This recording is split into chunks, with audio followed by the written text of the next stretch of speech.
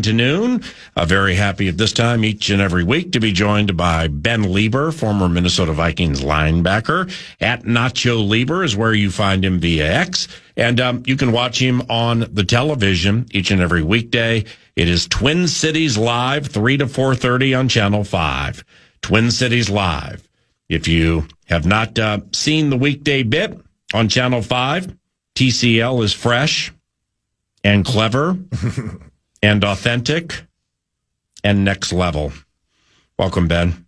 Well, it's funny because the other day I was obviously just joking and having fun. I also said our show is silly and stupid, which, you say that about the power trip. Nobody thinks twice. Say it about a big time TV show. And yeah.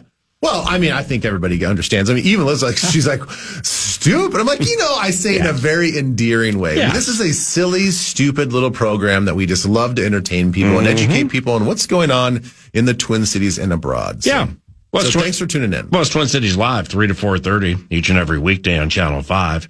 It's TCL. Yeah, we. And for those who haven't seen it of late, just do know that it's fresh and clever and authentic and next level, and offers very, very intelligent repartee. Let's play a game to start. Okay. The game is called How Bad Is It If? How bad is it if? And we'll start here. Okay. How bad is it if Aaron Jones doesn't play against the Baltimore Ravens? Nachito? Ooh. It's not great. Yeah, I would prefer that he plays. We saw it. We saw it all. We all saw it. The way that he ran the football, the way that he was able to knife through that Lions defense. And he gives us a different element. And as much as I love Jordan Mason for what he is, I think we're seeing that there is a thunder and lightning to this running back room, and we kind of forgotten that when he was out with this hamstring injury. And then we saw it again, and we're like, see, that's what our run game is supposed to look like. That right there is what it's supposed to look like, and that's how our play action plays a big part in all of this. Pass protection, though. Pass protection is another huge thing. The guy's tough as nails. He's a little Mighty Mouse out there when he comes to pass protection. So, yes, I think how bad is it if? I think it's pretty bad if he doesn't play. Before I make this proclamation about the Ravens defense, I'm hoping you know more about number 40 for them. He is a Cal rookie taken in the 4th round. His name's Teddy Buchanan, but it's Teddye. I think it's Teddy Buchanan. Here's the reason I ask. Well, he's their leading tackler. Who knew? Something called Teddy Buchanan leads them in tackles. Here's the proclamation. While you got some big names over there like veteran John Jenkins, Kyle Van Noy, Kyle Hamilton, Roquan Smith, so on, Marlon Humphrey, so on and so on. It's a big, physical, lumbering defense. It ain't that fast. Kyle Hamilton's good. He ain't that fast. I don't know anything about Teddy Buchanan. I'm hoping he's not that fast because here's the point. How bad is it if Aaron Jones doesn't play? Well, I mean, it's negative because he's really good, but he's also really fast. And the more speed you can put against these big old lumbering beef eaters, the better chance I think you have to win. You know what I mean? I'm so glad when somebody like you, Teddy Buchanan, when somebody like you sort of corroborates what I'm thinking as I'm doing my research, it makes me feel really good about sort of my take on the whole thing. Well, that's very kind of you, but you played the game for a decade plus, and we steal takes from you, not vice versa. Listen, you've seen a lot of football. You've seen lots of different varieties of football. I tend to agree. I mean, this defense, although it's become... they're bowing up the last couple of weeks, especially in the run game, playing much better. Little schematic change with your guy number 14, Kyle Hamilton, and the way that they use him. Yeah. But overall, when I turn the film on, I'm like, boy, they seem slow. Yeah. They seem like they are not the quick twitch, violent, play with a sense of urgency and hair on fire defense that I think that we have always kind of associated with the Ravens. Maybe that's partly why they're thinking about bringing Ray Lewis back in a conciliatory role on defense and on the team. Jeez. To kind of bring in this juice and this a different mentality. I think that's definitely what is missing. The mentality doesn't seem to be there. Unless Teddy Buchanan's a 4-2 guy we've never heard of. And all of a sudden the whole game has changed. Yeah,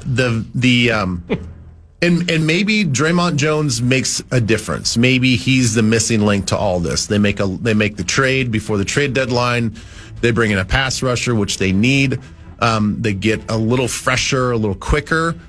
But I don't know, man. I mean, I think having an Aaron Jones type guy in the backfield would really knife through this defense like we did against the Lions. But I agree with you, and it feels good to be validated in that way, that you kind of see their defense the same way I do.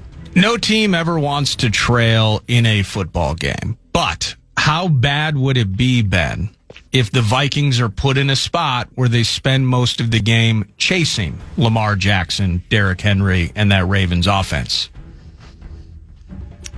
That would be less than ideal, not a good situation to be in. Look, we handled the first wave of the Lions on that first drive.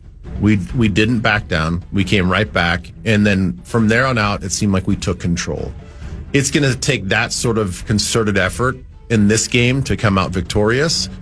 And as you guys probably already mentioned, they are a completely healthy football team. There's not one person on the injury report, which is so rare. Crazy. I've never seen that. Yeah, I especially from yesterday. This time of the year. This time of year, and I get that they're coming off a little mini bye week as well, playing on the Thursday night game against the Dolphins. But man, to have a completely healthy team and all that stuff, we know that Henry's going to be hard to stop. You can do it. He's not like none of these guys are supermen. You know, they're not immortal. We've definitely seen, take comfort in the fact that lots of teams have bottled up their running back. It's just that if Henry gets going, we saw it the first game of the season, when he gets going and gets loose and they jump on you and they take your soul, then it's a long day. Lamar, we've seen it. We've even played against him at Baltimore now earlier in his career, but we've seen him be put on games where he's inaccurate, he's flustered, he sees ghosts, he's unsure about what coverage he is. He's inaccurate with his throws. This year, he's on one. He's extremely efficient. He's doing a great job taking care of the football, all of that stuff. But it's not like this guy's immortal. If we can apply pressure, bottle him up, make him second guess some things, disguise some coverages like we did such a good job of last week, we can get to him. So, yes, they are formidable, and yes, you don't want to be behind the chains, and yes, you want to play with a lead, all that stuff being said. But if it doesn't happen, it doesn't mean it's the end of the world. So I guess ideally that we wouldn't be controlling this game, but I don't think that these guys are like the most complete team in the league, and we have to be so fearful of them. Ben Leber, how bad is it if the Ravens run for 150-1? Would you take that right now? 150 and 1 rushing touchdown? No, that seems. No, I think that seems lot. That seems like a lot. Okay. You know, but it's only 1 rushing touchdown. So here's the rub. Here's the rub.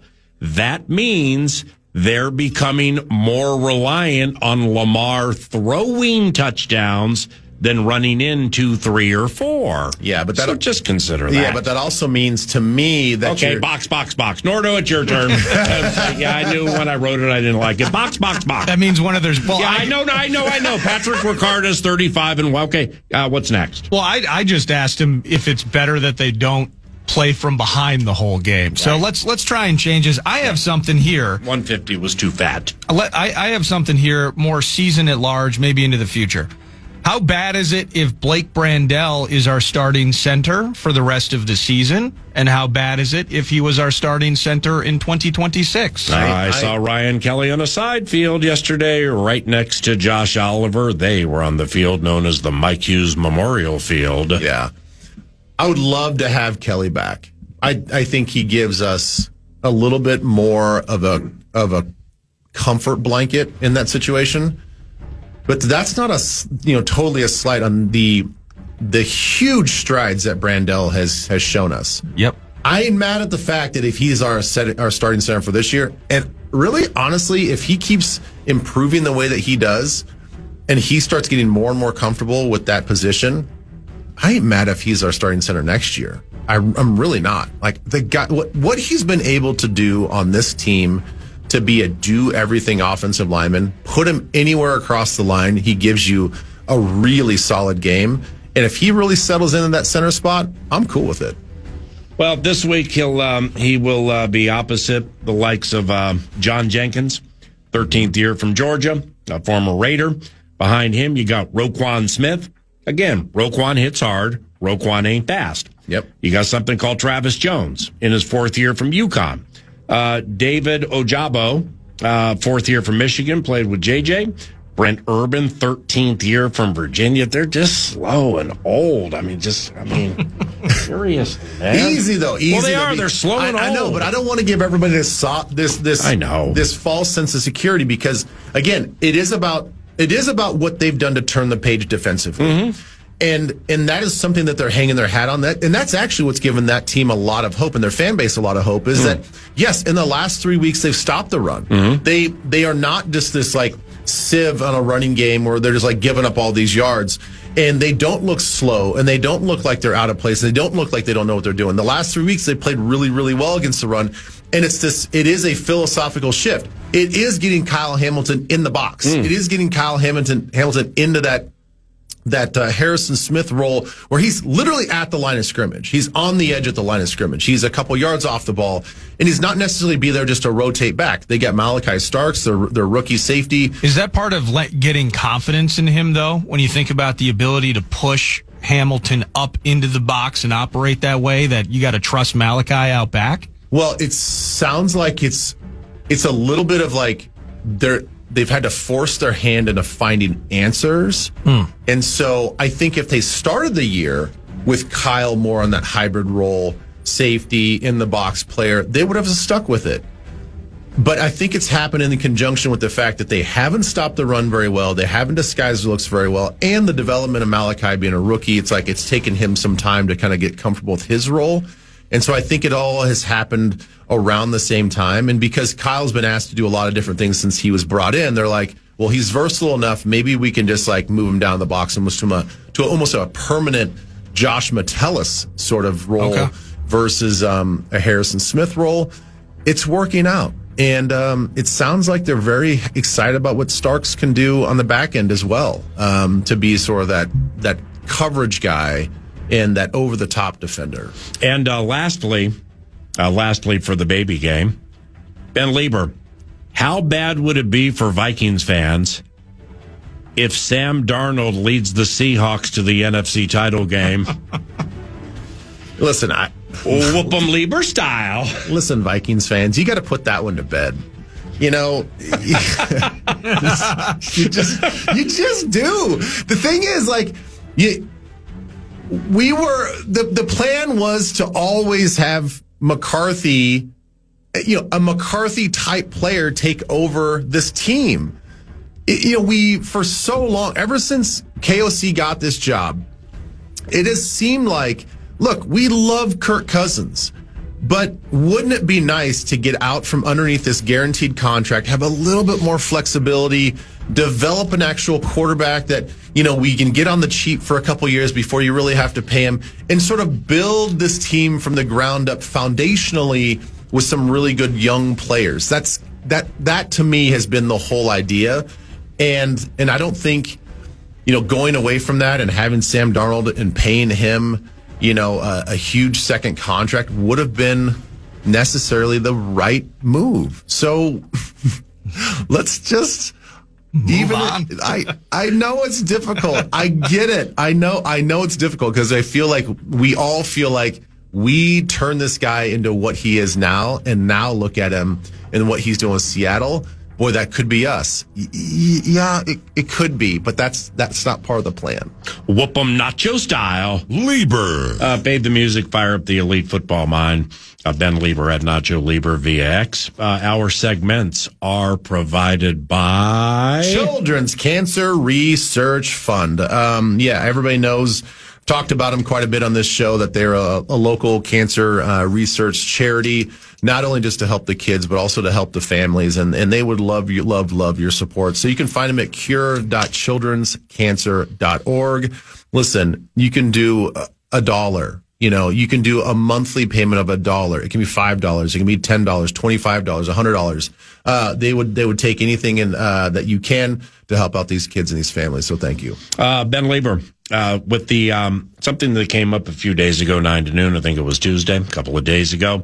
Excited to talk to you about it. Sources tell me that you opined on it this morning. Sadly, I missed it. Little baby Khalif Raymond, where's number 11? Goes in motion to the right of the formation, smacks the Gink is on fire. When the Gink is on fire, did not see him coming. Now, Andrew was firing off for what looked to be some form of a pass rush. Khalif gets him middle of his upper body, knocks him out, neck snaps, neck hits ground.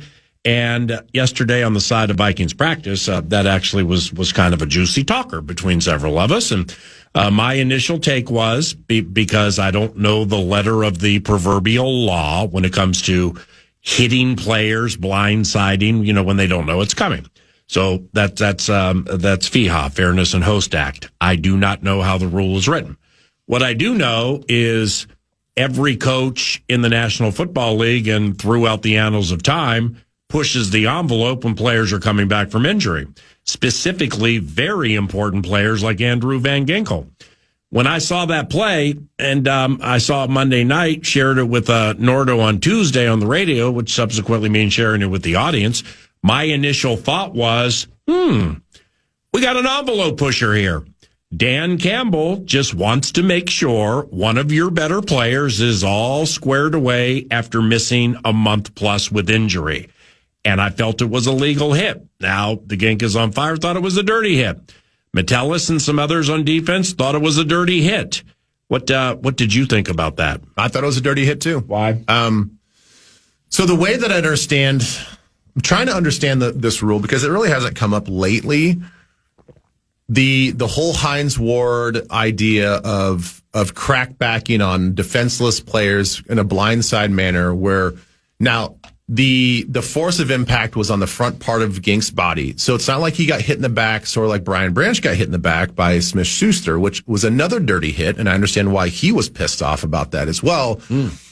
If I can interpret the rule, and please out there, correct me if I'm wrong. Oh, they will. That if you're lined up in a reduced or compressed formation and you're deemed in the box, you're allowed to hit that guy in a legal manner, just like he hit him. Front part. Yeah. Even if he's looking at you or not. I got you. He can hit you in the front.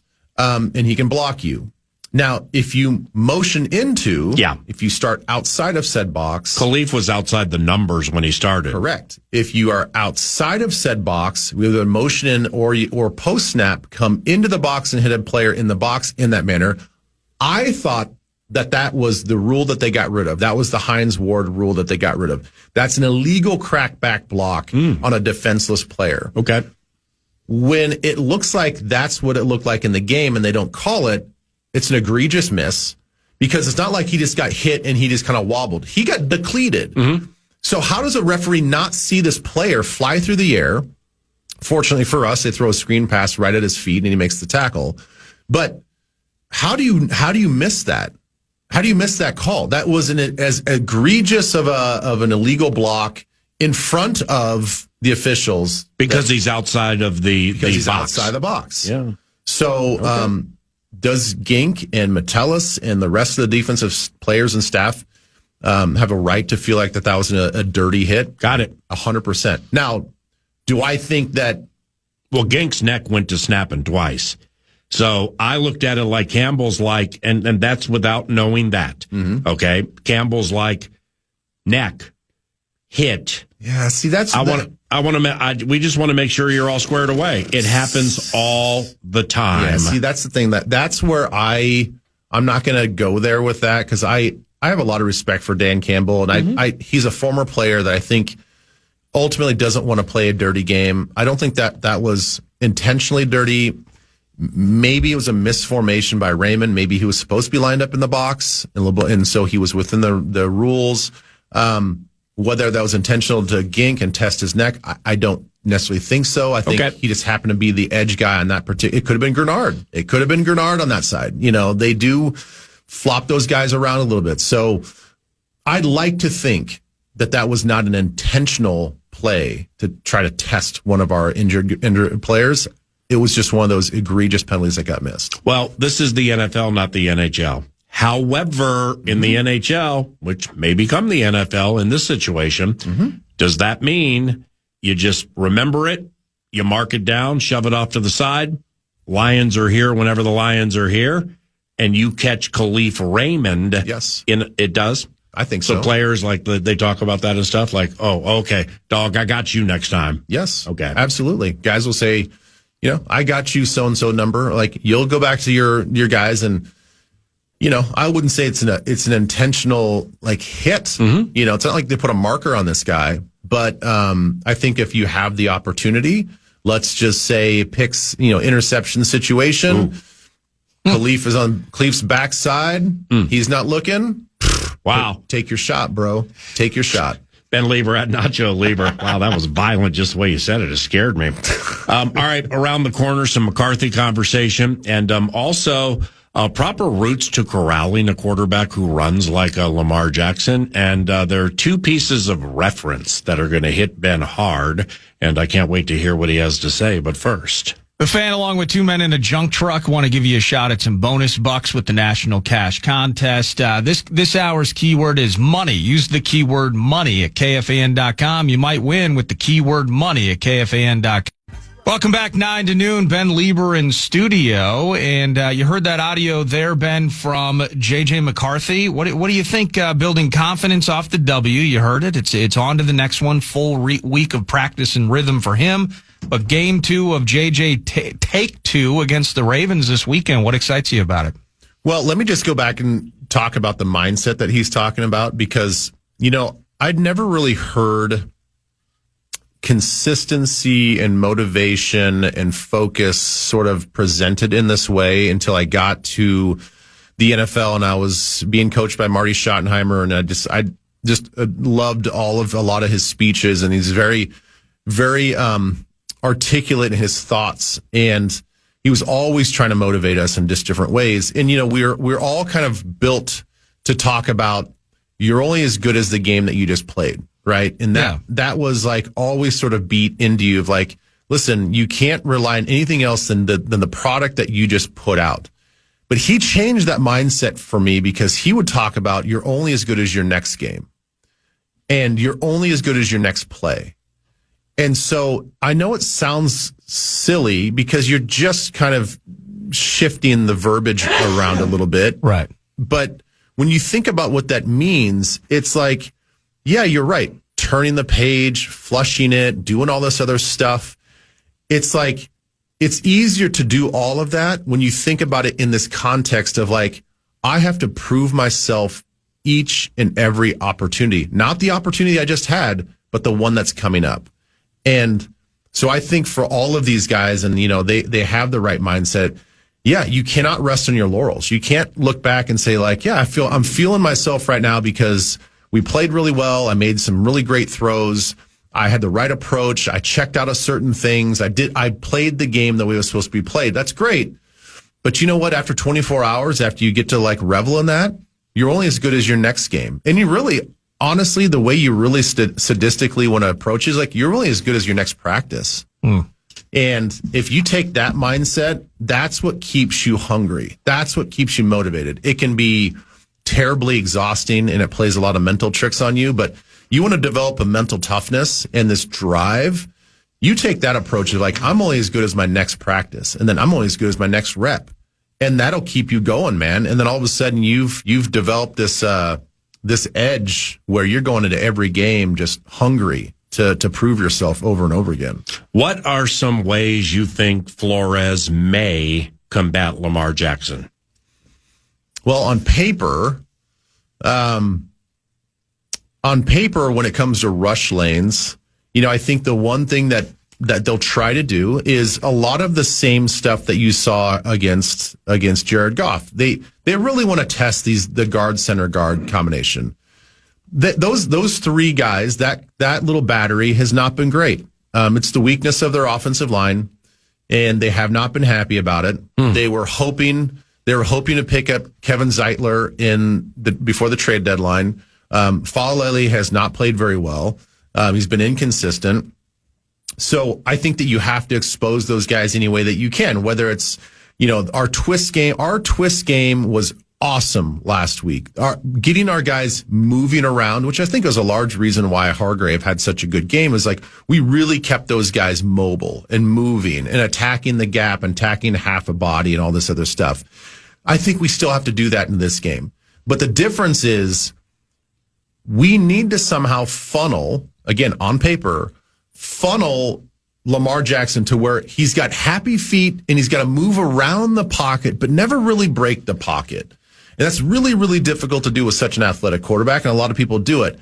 So that means like more of a controlled rush on the outside. It's like, hey, guys on the inside, you go eat. You do what you guys need to do. You guys fluster him, get him to feel that pressure inside to where he's got to pull the ball down. He's got to pull his eyes down just slightly, make him shift his feet around, see if he can try to escape.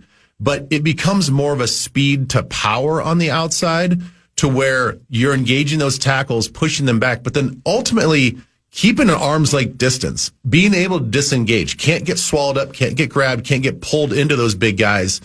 And you want to stay an arm length away and be more controlled. And it might look like we're not doing our job and getting to the quarterback and getting quarterback hits, but it's more about making him panic inside the pocket. And again, that's difficult to do on the front end, at the front of our defense, and then obviously in the back end, anything that we can do to disguise them, disguise coverages, give them secondary looks, all of that stuff, that'll be huge.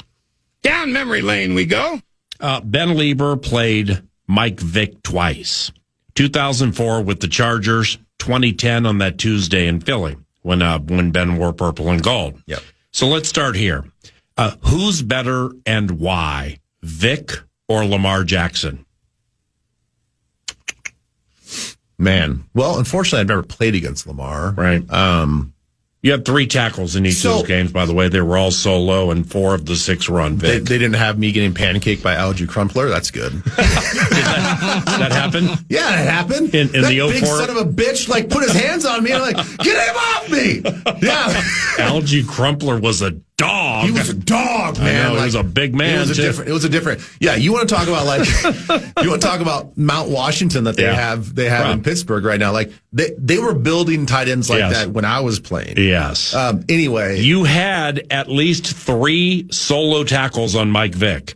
Well, it might have been 2. Yeah. Which means that somehow you're like an open field with Vick and you got him. I don't know what honestly happened. It might have been 0, but nevertheless, 2 sounds like better than 0. Yeah. Copyright noon to 3. Okay, so let me just say that I think Lamar Jackson is better than Michael Vick. And I will say it because the era that I played in, our defenses were not built to be in space as much. Mm-hmm. Our defensive players were bigger.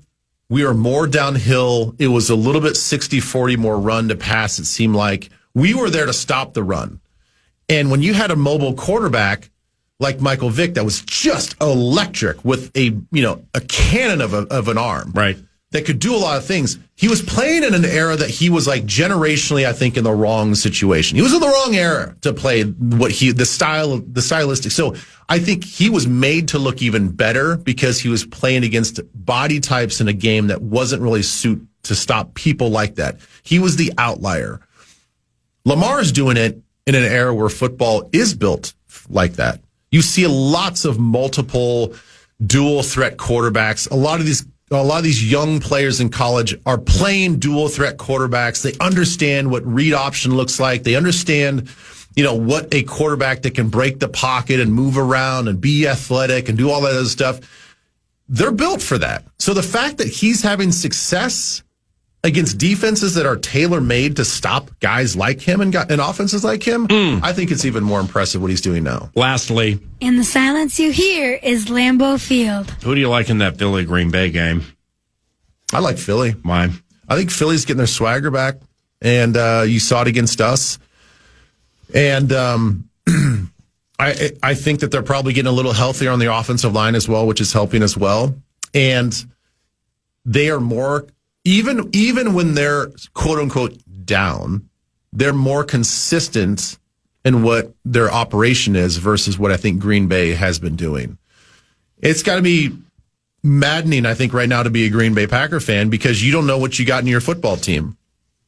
They show up when they want to show up and play well, and then all of a sudden, you lay an egg like they did against Carolina, and it's like, what are you guys doing? Who are you?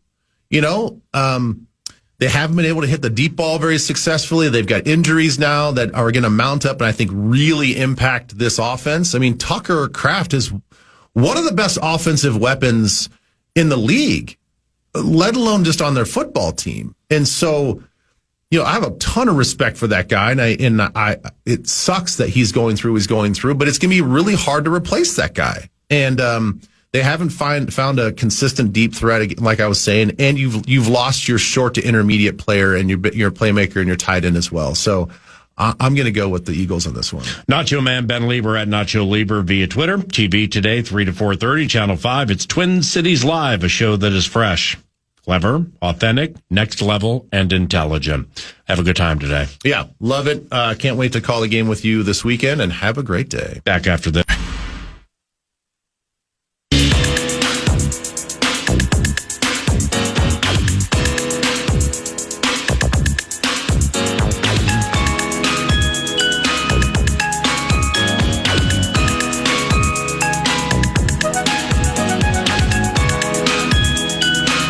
It is News to Nord, brought to you by The Casino at Canterbury Park, CanterburyPark.com, down in Shakopee. By the way, they're building that place out like Badger Hill. They got these cool restaurants down there. I mean, just hang out down at Canterbury. They got so many cool things around it, but inside. Boardwalk. Exactly. You're feeling the felt indoors at Canterbury, and it's poker, blackjack, and table games. You're also, because let me check it is indeed Thursday.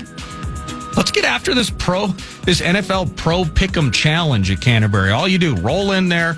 You can do it today. You got a big Broncos opinion. Get in before kickoff and throw that one on the list.